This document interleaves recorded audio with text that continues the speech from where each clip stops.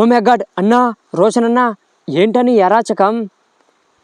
Champion ట్రైలర్ని అయితే megastar Ram Charan గారు గ్రాండ్గా రిలీజ్ చేయడం జరిగింది. ఇక దీనికి సంబంధించిన ఈవెంట్ కూడా సక్సెస్ఫుల్ అయింది.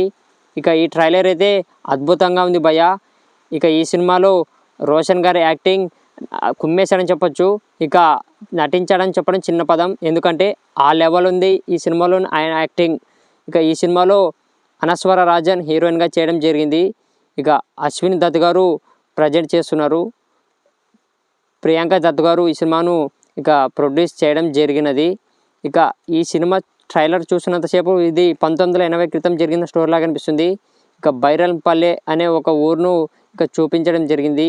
ఆ ఊరుకు యుద్ధాలు అనే ఒక కాన్సెప్ట్ను కూడా ఇక జోడించడం జరిగింది. ఇక ఈ సినిమాలో హీరో ఫుట్బాల్ ఛాంపియన్ అవ్వాలని గోల్ పెట్టుకుంటాడు. ఇక ఈ సినిమాలో హీరో తల్లిగా కోవై సర్లా గారు నటించడం జరిగింది. ఇక ఈ సినిమాలో నరేష్ గారు, వెన్నెల కిషోర్ గారు కూడా నటించడం జరిగింది. ఇక ఈ సినిమా ట్రైలర్ చూస్తే ఇక బైరంపల్లిలో హీరోయిన్ ఇక నాటకాల సమ్మెలాగా మనకు అనిపిస్తుంటుంది. ఇక హీరోయిన్కి లవ్ ట్రాక్ ఇక్కడే మొదలవుతుందని నాకైతే అనిపిస్తుంది.